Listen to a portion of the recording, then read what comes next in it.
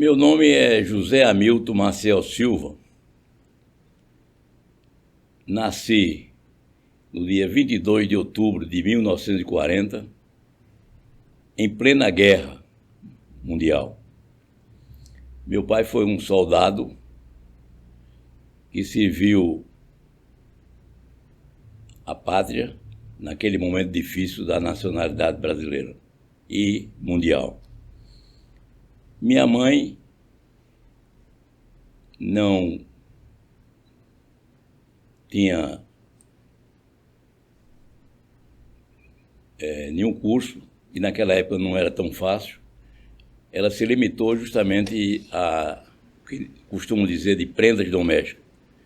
Uma mulher do lar, trabalhadora, mas também com um certo nível de intelectualidade, ao nível da sua época. Meu pai, posteriormente, o fim da guerra, ele veio para a sua terra, para a nossa terra de Pão de Açúcar, uma cidade pequena, ribeirinha do São Francisco, onde encontramos a imagem de um Cristo Redentor de mais de 15 metros de altura, de braços abertos, mostrando que a nossa cidade é uma cidade acolhedora e que quer bem aos seus filhos e aos seus visitantes.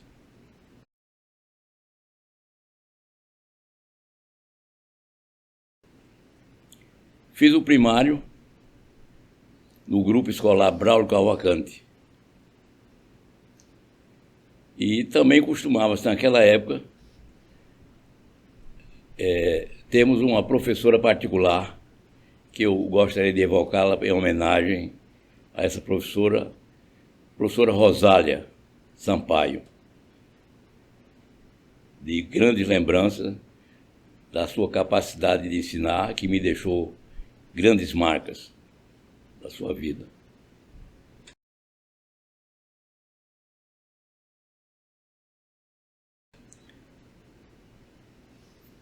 Em Pão de Açúcar, onde eu fiquei mais ou menos até os 14 anos, eu tive uma vida muito ativa. Eu sempre fui uma pessoa um pouco dinâmica, né? Lá eu fundei uma biblioteca pública chamada Raquel de Queiroz e, por incrível que pareça, também fui fundador do Sindicato dos Trabalhadores Rurais de Pão de Açúcar e de 2 outros municípios na época.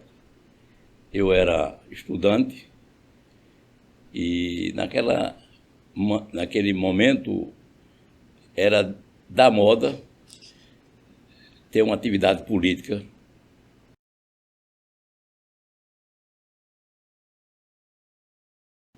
Logo depois que me transferi de terminado o curso ginasial, eu fui estudar em Maceió, no Colégio Guido de Fongalã, que era um dos colégios mais de maior repercussão na cidade, e onde terminei justamente o científico, né? Mas nesse período de estudante, como eu ia dizendo, eu ingressei na política estudantil, com muita veemência até.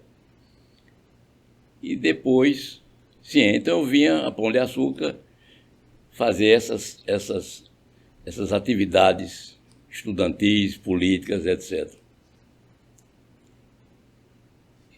Em Maceió, eu já terminando o curso científico, onde eu também gostaria de fazer homenagem aos meus professores, cujo nome eu gostaria de lembrar: Dona Teônia de Barros, Teobaldo, Dominguinho, que falava espanhol muito bem, era espanhol ele, e muitos outros.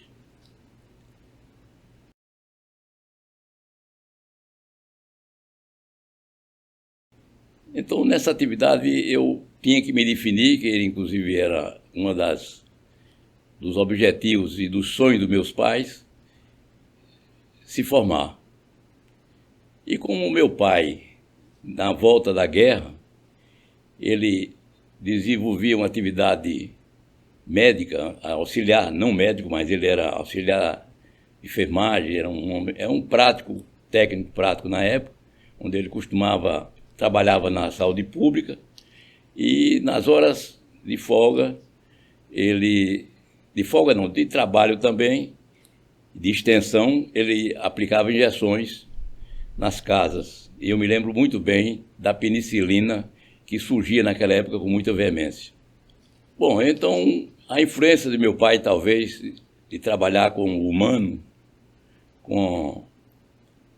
dando injeções, ele trabalhava com o doutor Heitor, que era um médico bastante conceituado, ele atendia e ia com um médico, então ele fazia todas as práticas comuns e necessárias na época. Isso talvez tenha me influenciado, então eu me determinei em ser médico. Até porque o sonho dos jovens naquela época, 3 profissões eram as mais solicitadas: medicina, direito, para ser juiz ou promotor, e padre. Como eu não queria ser padre, nem queria ser da área do direito, fiz aquilo que meu pai talvez tenha sido o seu projeto, né? Me encantava a maneira com que ele tratava, ele costumava brincar com seus pacientes. Não aplicar, ele tirava aquela ansiedade natural que o cliente tem diante do seu médico, né?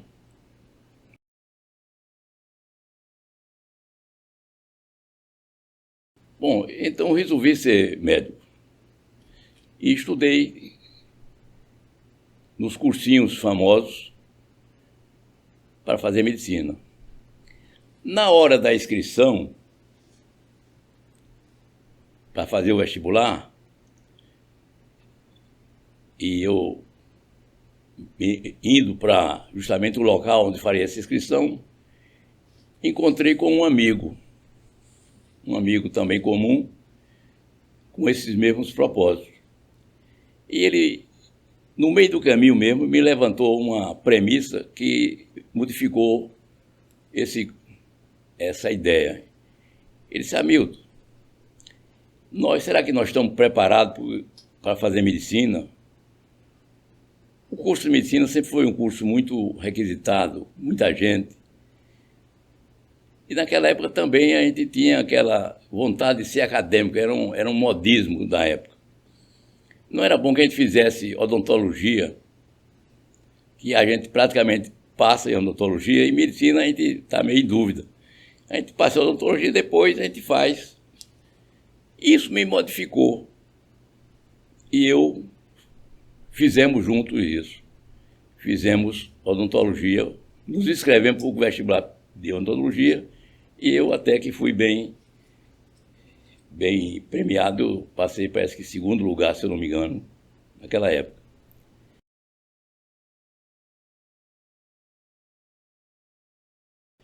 Então fui estudar odontologia, mas para mim me faltava alguma coisa. E o meu objetivo mesmo era a medicina.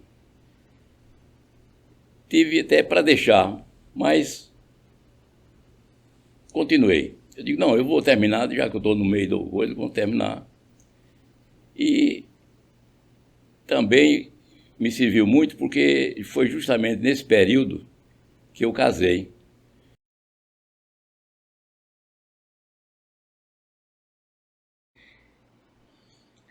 E logo que eu terminei a odontologia, eu fiz medicina, de imediato. E a odontologia me serviu, é isso que eu queria dizer. Durante os 6 anos de medicina, foi que me manteve justamente a nossa sobrevivência familiar.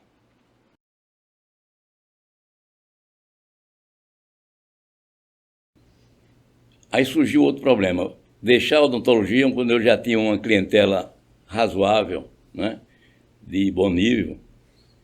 Até os meus professores de medicina diziam, você está doido, você já com essa clientela, você... Né? Eu digo, não, mas meu objetivo era medicina, então eu imediatamente deixei medicina, deixei a odontologia. Tive essa coragem e não me arrependo e agradeço demais a odontologia. Eu também gostava de fazer os trabalhos da assistência odontológica.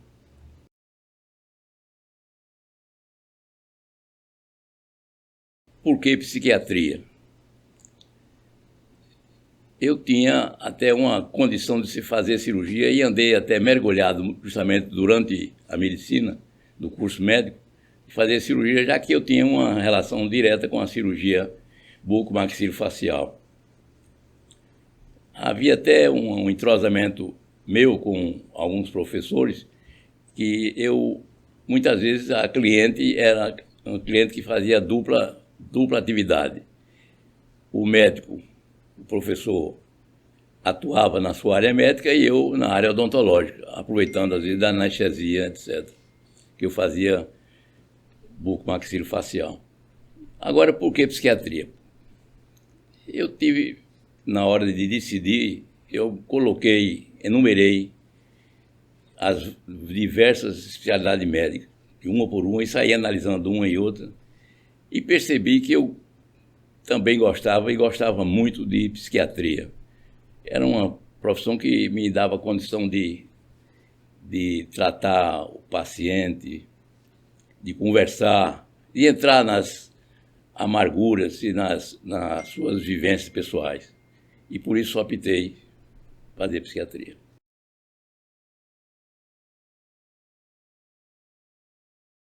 A minha formação psiquiátrica foi na vivência diária com o paciente no hospital. Naquela época, não era também em moda se fazer residência. A gente tinha aquela vivência e se submetia depois à realização do título de especialista, depois de 2 ou 3 anos, você fazia o título e uma vez aprovado, você poderia usar o título. Né? Naquela época, nós não era muito comum, como hoje, quase que é uma exigência, de você terminar o curso, fazer residência, tal, etc. Naquela época não era. Nós tínhamos realmente, o treinamento era se associar justamente a um professor, a uma equipe, e com ela vivenciar todo o trabalho. A minha formação toda foi realmente em Alagoas, com o professor Tibério, com o professor Rostam, nomes da psiquiatria alagoana. Eu trabalhei justamente nos hospitais de lá, uma vivência muito grande, quase que eu dobrava plantões, etc. Inclusive substituía vários colegas que iam para as festas e eu ficava para ganhar, inclusive, o trocado dele e ficava Foi uma vida realmente também sofrida, assim, em termos de atividade. Mas toda a formação minha foi realmente em hospital, não tive... Tempos depois é que, pelas normas da Associação Brasileira de Psiquiatria, eu me submeti nacionalmente e passei até num dos primeiros lugares. Me lembro que eu fiz uma prova, não aqui, mas lá no Paraná, se eu não me engano, e tive justamente esse título de especialista.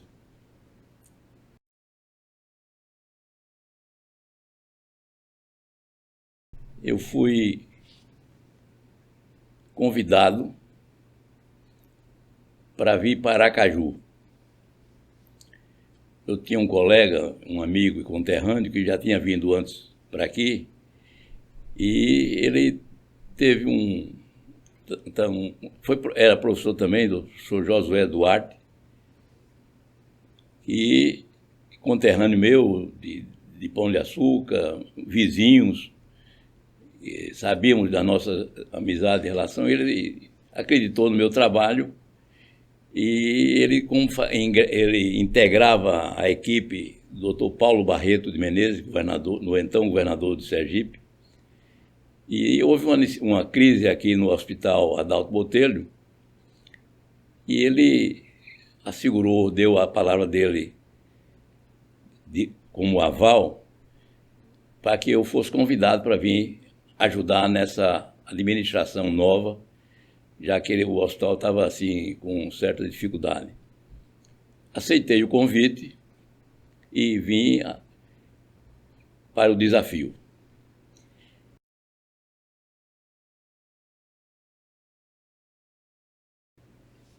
Eu tive um relativo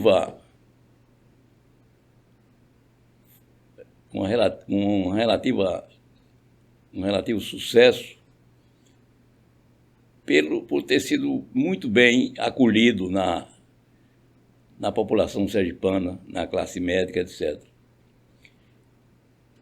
Quando eu cheguei aqui, eu quase que fui da segunda turma de psiquiatras de Sergipe, já que a primeira turma já eram pessoas mais antigas e estavam se aposentando. E aqui eu quero citar o nome de Hercílio Cruz, Garcia Moreno, Jorge Cabral Vieira, Renato Mazilucas, e eu acredito que e Eduardo Vital, dos Santos Melo. Eles estavam realmente saindo e eu comecei a ingressar aqui na nova leva de psiquiatria, onde fizemos também uma relativa amizade com o colega Tarcísio Carneiro Leão, que era neurologista, e que juntamos justamente naquela época. Ele também não era, tinha vindo há pouco tempo de Pernambuco. Fizemos um bom relacionamento, já que nós trabalhávamos quase que na mesma área, né?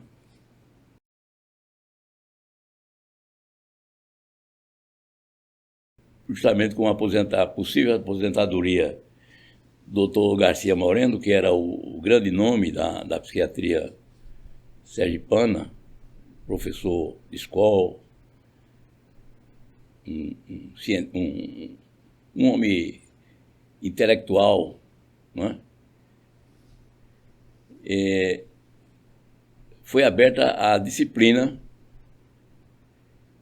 que ele ensinava e eu topei a parada e me inscrevi e fui aprovado. Durante minha vida acadêmica,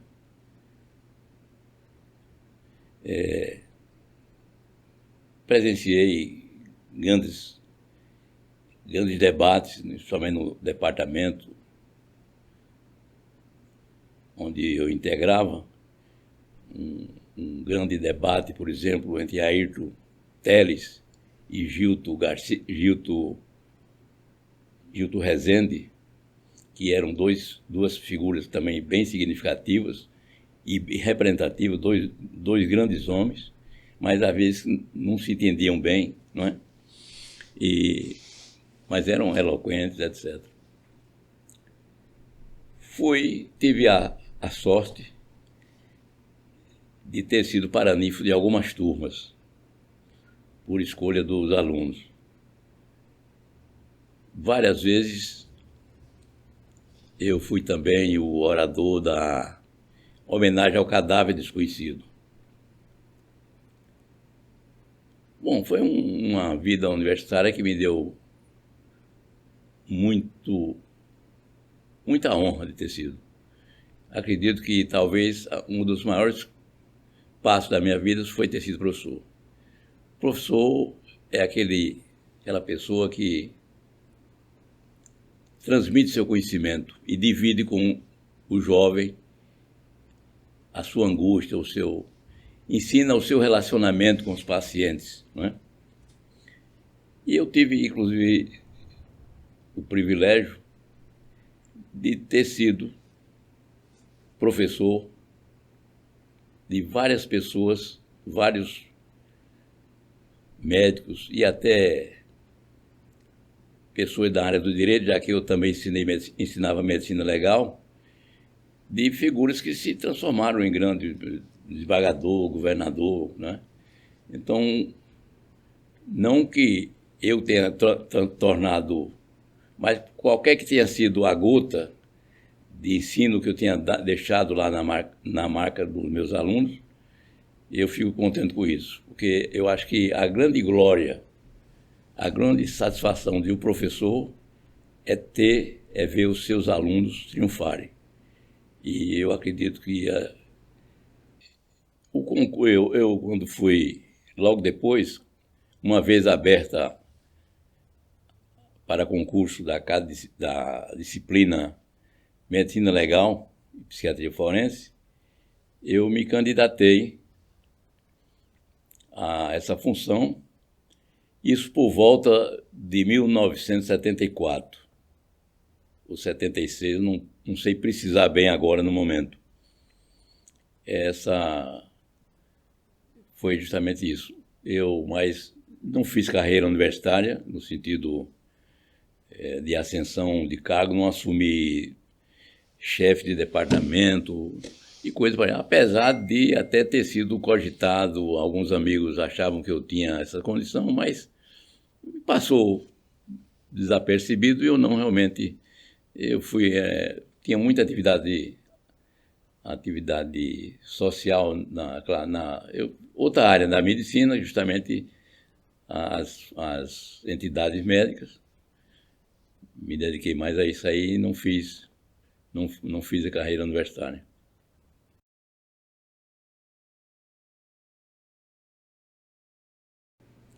Bom, eu dirigi o Hospital Adalto Botelho por alguns anos. Fiz acredito que um trabalho razoável, modifiquei muito, criei equipes novas, fizemos grupos de estudos. Depois me tornei coordenador de saúde mental do Estado, já que eu era funcionário, me tornei funcionário do Estado de Sergipe e representei Sergipe na área de saúde mental nos grandes eventos nacionais da época. Bom, fiz parte também do Ministério da Saúde, num ambulatório de saúde mental que tinha aqui quando eu vim ser diretor do hospital. Trabalhei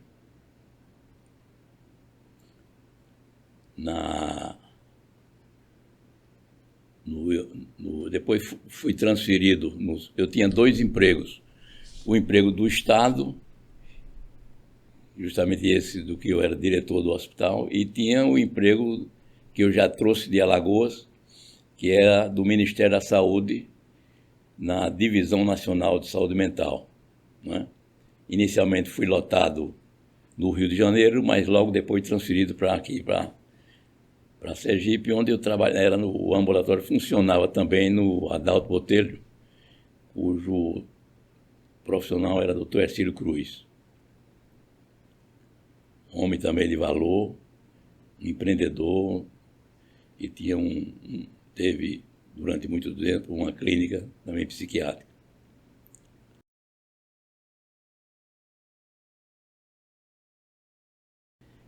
E também quero dizer isso, eu caí nas graças de Garcia Moreno. Garcia Moreno, não sei porquê, eu não era nem tão bonito assim, mas ele gostou de mim e me colocou no Conselho Penitenciário Sergipe, onde ele era internado, e comecei a ocupar os lugares que ele ocupava, sempre com o aval dele. Tive a grande satisfação depois de ter toda a biblioteca de Garcia Moreno que tem comigo de psiquiatria. E é um fato até curioso, porque nós ensinávamos no Hospital de Cirurgia. E um belo dia eu chego no hospital, à tarde, me lembro muito bem, e encontrei um montão de livros no hall, assim, naquela entrada principal que tinha, onde a gente entrava para a diretoria, aquela coisa. E eu perguntei de quem são esses livros, comecei a folhear um por outro, de psiquiatria. Aí eu, curiosamente, eu sempre gostei de livros, De quem é esse livro? Não, foi que a viúva de Garcia Moreno, o pessoal da família, entregou para a faculdade esse livro como doação. Eu falei com a bibliotecária, até achei um pouco curioso, porque ela não deu devida dimensão do que aquilo representava. Aquilo era um tesouro, né? E eu digo, e vamos fazer o quê? Não, esses livros, ela colocou assim um certo, muito poeirado, muito cheio de traços, não sei o quê. E eu digo, e vamos fazer? Não, vamos fazer tal. Eu percebi que não havia muito interesse. E me inclinei a adquiri-lo, se fosse possível, se não quisesse a escola. Então, imediatamente eu recebi esse aval lá da diretoria e captei todo esse arsenal de livro. Bem, Garcia Moreno, nos primeiros momentos, estivemos juntos na faculdade, eu substituindo ele nas aulas, etc. Mas depois ele veio justamente a falecer. E parece que ele faleceu um ou 2 dias próximo do meu aniversário. Eu tenho o dever, a gratidão de demonstrar esse afeto ao Dr. Garcia Moreno, dizer do seu valor, do reconhecimento. Ele que foi um dos pioneiros da psiquiatria sergipana.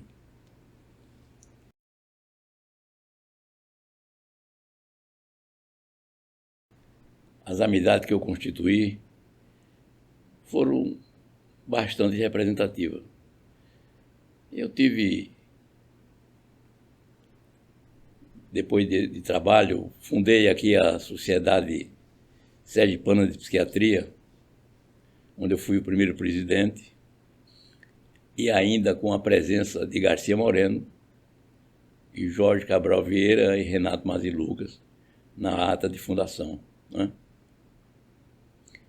Fui presidente do Conselho Regional de Medicina, onde construímos a primeira sede do Conselho, que funcionava no edifício Alvia Teixeira. Fui presidente da Sociedade Médica, onde também fiz a grande recuperação do prédio, que hoje é a SOMES. Fundei a Sociedade de Hipnologia. Depois a hipnologia sofreu um grande debate, assim, ela não foi para frente. A ASP, a Sociedade de Psiquiatria, ainda hoje existe, muito viva, por sinal. Também aqui eu tive o privilégio de ser um dos fundadores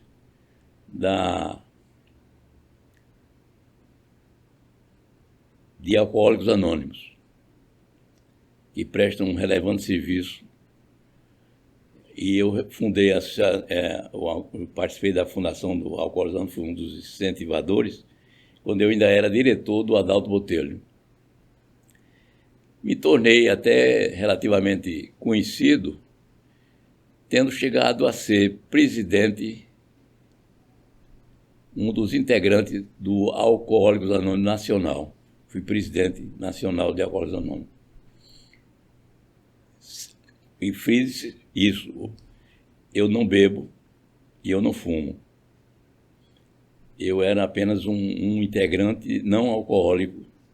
E, inclusive, era uma das perguntas, quando eu percorri o Brasil todo nessa luta de alcoólico, me perguntava, e o senhor, então, é o maior alcoólico, o maior bebedor?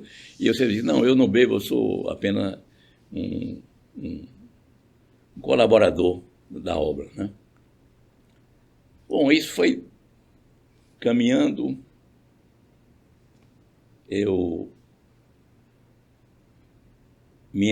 As eleições que eu participei, passei presidente da Sociedade Médica de Sergipe, eram bastante ativas, né? E tive concorrentes ativos, mas geralmente e os venci, né? Com muita influência. Isso me fez com que, naturalmente, abrissem os olhos para a política. Fui bastante assediado, na época, por Zé Carlos Teixeira, que era presidente do PMDB, o João de Seixas Dória, que é ex-governador de Sergipe, ainda com um grau de parentesco com a minha esposa, muito grande. E cheguei até a ser presidente do PMDB de Sergipe, quando justamente Zé Carlos Teixeira era candidato a governador. Isso me fez com que eu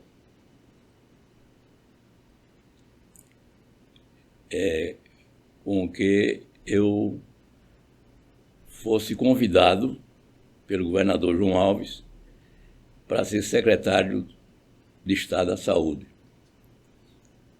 E assim foi durante uns 2 anos que eu não cheguei a concluir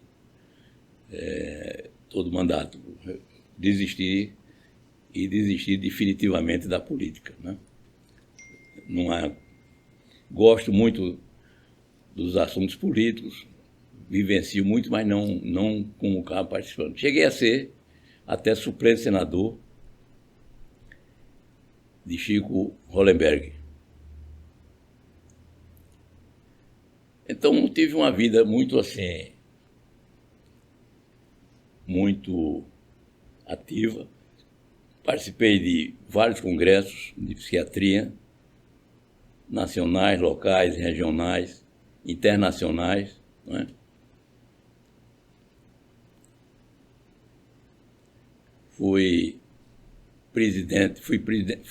Eu participei da fundação da Academia de Medicina de Sergipe, fui o segundo presidente, depois de Gileno Lima, e recentemente, há uns 4 anos atrás, eu cheguei a ser presidente da Federação Brasileira das Academias de Medicina, onde realizamos uma relativa administração de sucesso. Fizemos uma viagem, a primeira viagem internacional da federação, onde era uma das promessas minhas, de conhecer a Academia Francesa de Medicina, e até pareceu desacreditada quando eu propus isso, porque normalmente as presidências dessas federações geralmente ficam lá por Rio de Janeiro, Minas Gerais, Rio, São Paulo, e um sergipano, né, se atrever a querer ser presidente de uma federação dessa, né? Aliás, eu não me atrevi, eu fui convidado para ser. Aceitei o desafio, que não foi também tão concorrido assim, houve uma aceitação geral.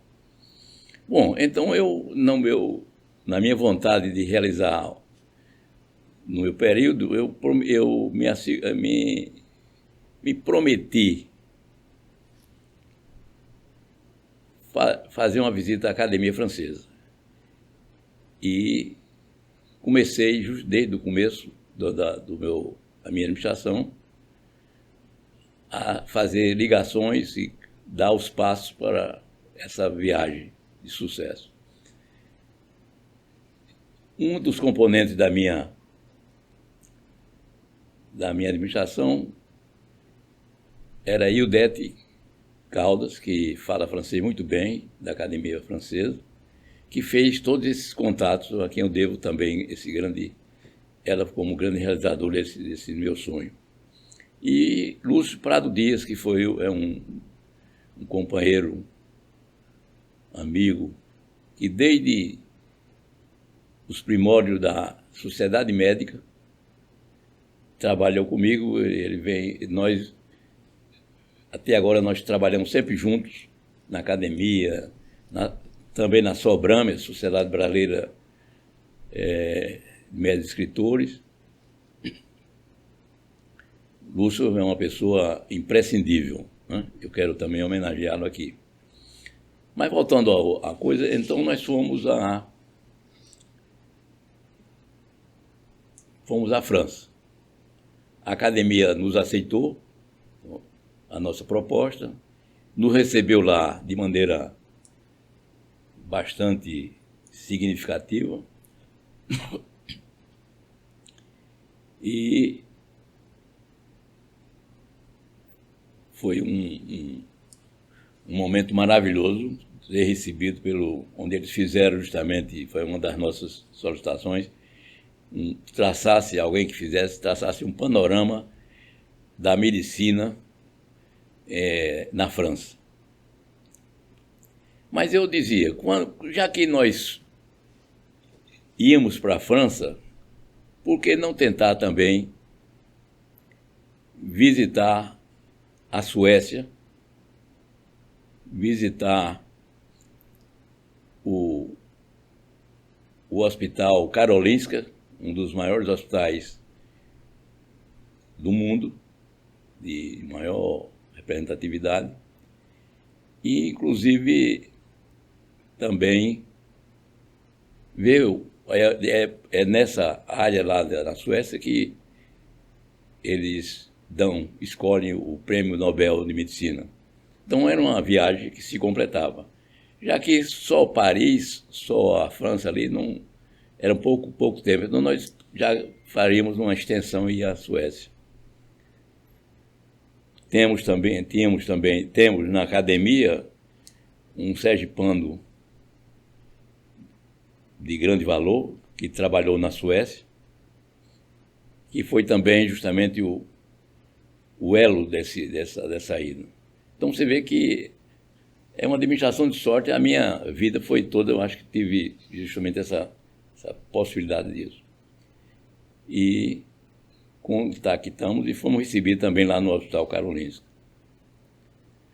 Mas aí eu digo, mas como é que se vai à França, se vai à Suécia e não se vai à Itália ver o Papa? Isso tudo na minha conjectura inicial. Aí os colegas, rapaz, você está ficando maluco, você vai fazer, é psiquiatra mesmo e tal. Aí eu comecei a traçar os caminhos, contatos com embaixada, com pessoas. É uma história meio comprida, onde outros valores se somaram a gente para esse relacionamento. Resultado, tivemos um encontro com o Papa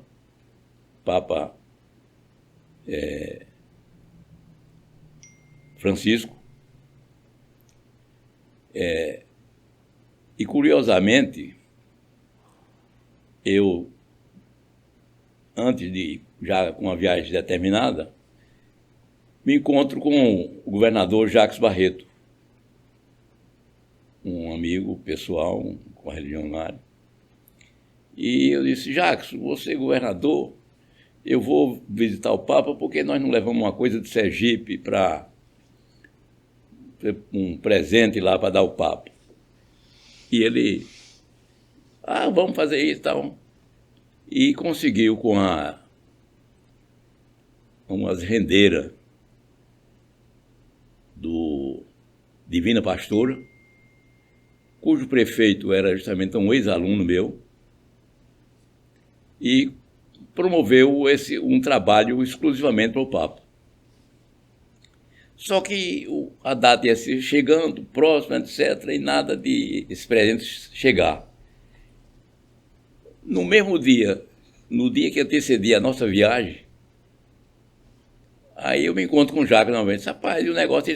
E não deram não, aquela pressa que quem conhece Jacques sabe. Ele disse, vamos resolver. Aí resolveu nessa noite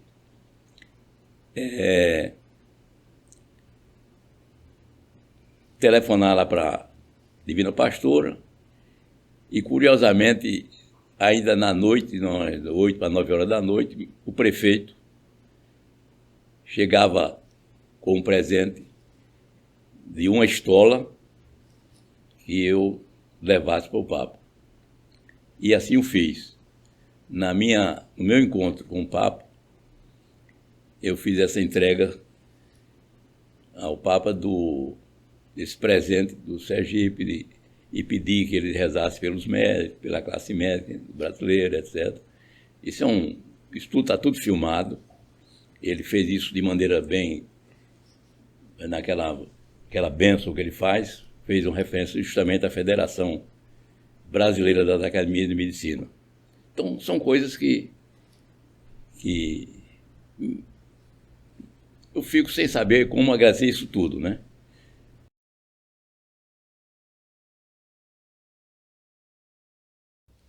Interessante. Eu acho que a medicina é um sacerdócio na verdadeira acepção da palavra. Cuidar do homem, cuidar da pessoa é algo sublime. E a responsabilidade daquele que faz medicina é muito grande. Às vezes os médicos não se percebem de que eles representam a fé, a esperança, muitas vezes. E passa desapercebido isso. Eu costumava dizer, me lembro que disse algumas vezes em aula, que quando um paciente lhe procura, ele faz uma seleção dessa opção, salvo as urgências, etc., quando você é médico de urgência, porque aí você vai de maneira obrigatória. Mas na hora que você decide ir a um médico, você pede uma série de informações de outras pessoas que foram, se deram bem, se trata bem, quem é o médico, etc.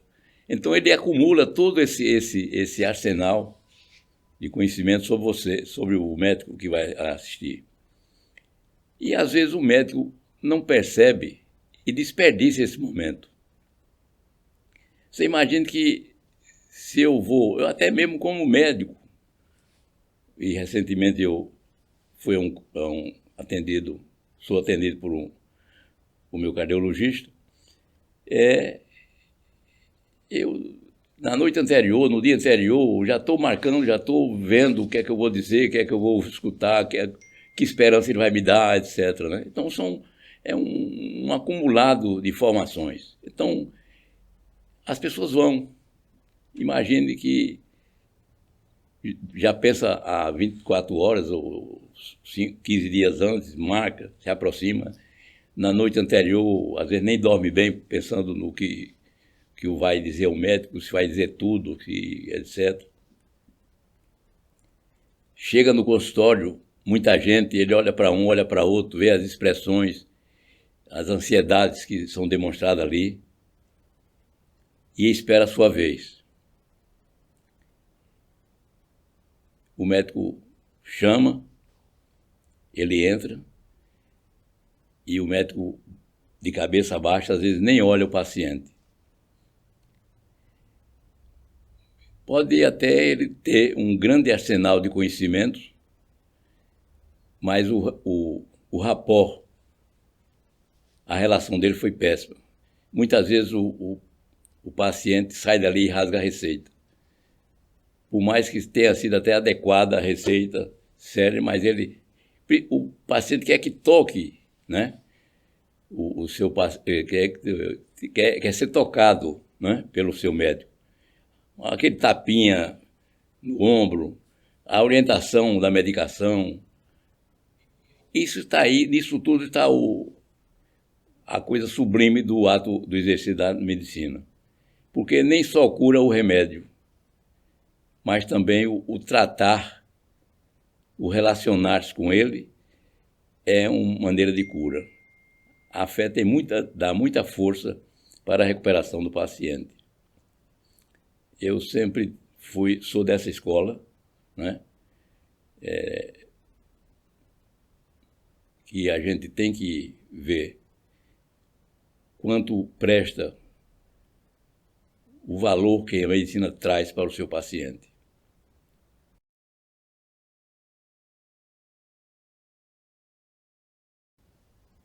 Eu digo que eu hoje eu tenho, talvez de alguma forma tenha influído, eu tenho hoje 2 netos. Eu tenho minha esposa que é médica, 2 filhos médicos, e tenho hoje já 2 netos, um que é médico, neurocirurgião, e outro que está terminando medicina. E converso muito com eles sobre medicina, sobre paciente, sobre tudo. O médico hoje já está exercendo a medicina aqui, e a minha neta está terminando medicina ainda, acho que perto já ainda de terminar o curso. Mas tenho conversado muito com eles, dando essa minha vivência, e eles ouvem muito. Às vezes ficamos até 11, meia-noite conversando sobre isso, aquilo, e perguntam, eu respondo. Eu dou a mensagem, é isso aí. Se dedique ao seu paciente. Olhe nos olhos do seu paciente. Toque. Faça o que for, dá o máximo que você puder. Porque assim você está seguindo o princípio hipocrático de sedare dolore opus divinus est. Sedar a dor é obra divina.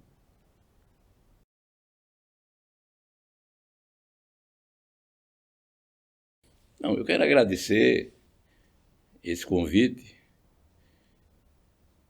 Acho que é um trabalho importante ouvir aqueles que já passaram pelo ato de exercer a medicina ou que ainda estão passando. E essa história, somada às outras experiências de cada colega, de cada professor, não deixa de ser um grande ato nobre de querer demonstrar para as novas gerações o quanto valeu, o quanto foi sofrido o exercer da medicina. Ela não só vive de aplausos. E dizer também que ganhar dinheiro não é o fim. Ganhar dinheiro é consequência. Talvez hoje queiram ganhar muito, apressado de ganhar dinheiro, e esquecem justamente da medicina. Faça uma medicina bem feita que você será bem recompensado naturalmente.